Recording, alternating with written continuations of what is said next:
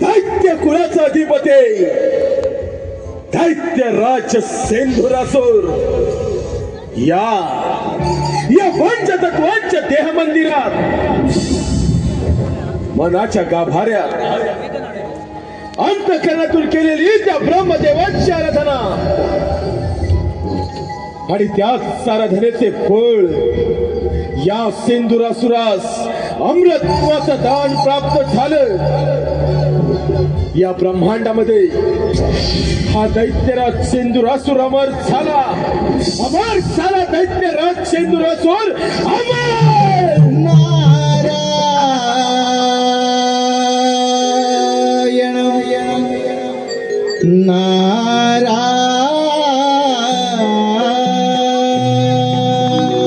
नारायण छंदमनी विठ्ठलाचा जीवाला लागला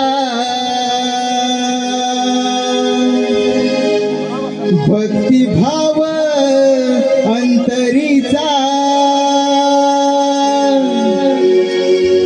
हा मनी जागला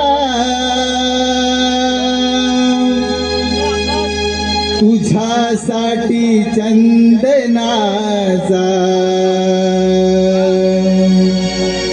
देह झिजला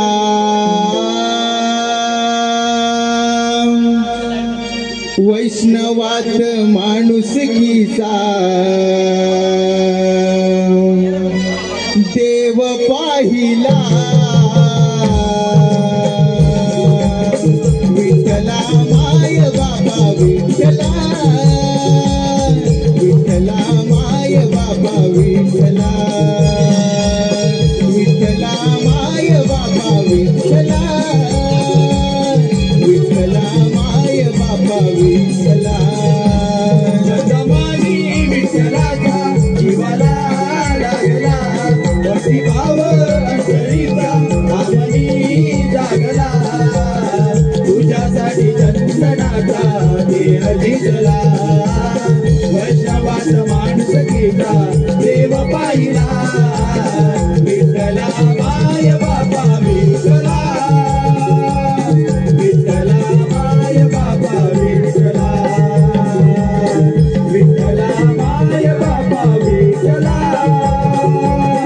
विठ्ठला माय बाबा विठ्ठला चंदमनी विठ्ठलाचा जीवाला लागला भक्तिभाव अंतरीचा हा मनी जागला तुझ्यासाठी चंदनाचा देह झिजला वैष्णवात माणुसकीचा देव पाहिला विठ्ठला माय बाबा विठ्ठला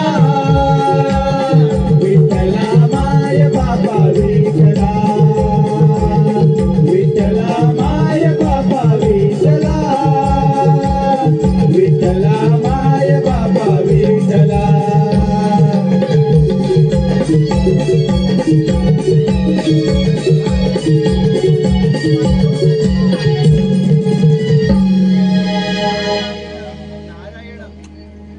हे समस्त मांडणे ही त्या भगवंताची इच्छा आणि त्या भगवंताच्या इच्छेचे पालन करणे हे आमचे कर्म। नारायण नारायण नारायण नारायण परंतु मनुष्य कसा कर्म आणि धर्म सोडून विनाशाच्या मार्गावर जातो हे याचे उत्तम उदाहरण पुढे। नारायण कर्म धर्म आणि अध्यात्म यांचे सांगड घालून याची देही याची डोळामी सगुण स्वरूप ब्रह्मदेव देखीला त्रिवार वायू भक्षण करून अन्न पाण्याचा त्याग करून ब्रह्मदेवांची आराधना केली। ब्रह्मदेव मजवर प्रसन्न झाले दिले दान माझ्या अमृतत्वाचे। हा दैत्यराज सिंधुरासूर अमर झाला। नारायण नारायण दैत्यराज मृत्यू हा सर्वांना अटळ आहे पुढे पण तुला अमरदान मिळाले तुझी ही अपाट तुला तपश्चर्या हा आणि त्या तपश्चर्याचे फळ तुला अमरदान मिळाले म्हणजे दैत्यराज तुझा जय जयकार नक्की होणार सिंद्रासुरात तुझा जय जयकार नक्की होणार नक्कीच नारद मुळे आज जर का या सिंधुरासुरानं ठरवलं तर या तपोबलाच्या सामर्थ्यावर समग्र ब्रह्मांडाचा राजा होऊ शकतो. नारायण नारायण दैत्यराज तुला या त्रैलोक्याचा राजाच बनायचा आहे ना. हा अरे मग असं कर प्रथम आक्रमण त्या देवेंद्रावर कर. देवराजेंद्र स्वर्गीय सुखाचा आस्वाद घेण्यात दंग आहेत. नारायण नारायण मुळे योग्य वेळ योग्य गोष्ट कथन केले त्या ब्रह्मदेवांच्या वराची प्रचिती अर्थात पृथ्वी आणि पाताळ जिंकून वैरेश्वरी अमरावतीवर 33 कोटी देवांचा राजा तो देवेंद्र त्याच्या अमरावतीवर आपली सत्ता प्रस्थापित करणं हा पहिला मनसुबा सफल करो. पुढे देवेंद्र सिंहासनी विराजमान होणारा सिंधुरासुर. नारायण नारायण असुरधिपती महापराक्रमी महाविक्रमी या सिंद्रासुराच्या शक्तीसमोर समस्त देवगणांचा हा म्हणता पराभव होणार. आणि दैत्यराज तुम्ही त्या स्वर्ग लोकाचे स्वामी कुबेराच्या धनाचे धनी इंद्रासनाचे अधिपती शासन करते होणार. नारायण तुम्हा 33 कोटी देवांचा राजा तो देवेंद्र स्वर्गीय सुखाचा आनंद घेतोय. आता या सिंधुरासुराच्या महत्वाकांक्षी योजनेला प्रारंभ.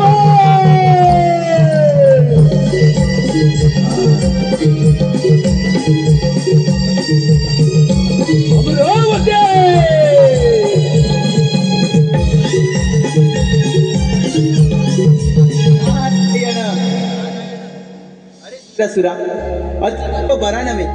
अरे स्वतःच्या विनाशाला तू स्वतःच कारणीभूत ठरशील. अति लोभ मनी लालसा यथार्थ स्वार्थाची तरी भोगन चुकती तथार्थ कर्माची तरी भोगन चुकती तथार्थ कर्माची. नारायण नारायण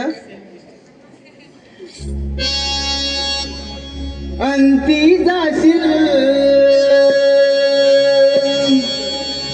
एकलाच प्राण्या अंती जाशील एकलाच प्राण्या माझे माझे म्हणून अंती जाशील एकलाच प्राण्या तू माझे माझे म्हणून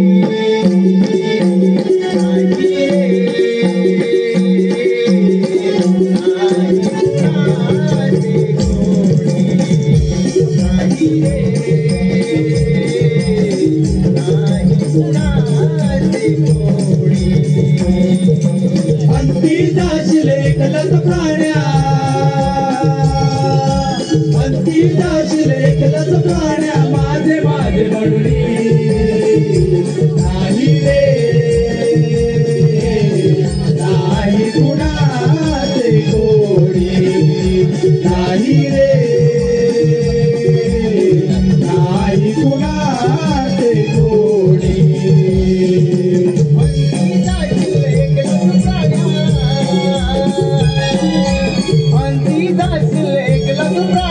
माझे माझे म्हणणे नाही रे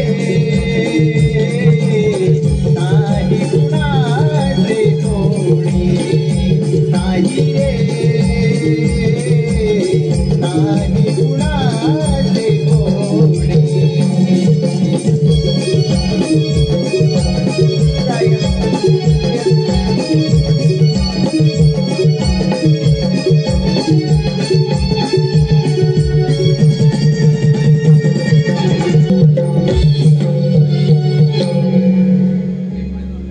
कोटी देवांचा राजा मी देवेंद्र महर्षी कश्यप देवी आदिती पुत्र पुरंदर माझी अमरावती अमरपुरी झाली असून याची निर्मिती साक्षात विश्वकर्मांनी केली.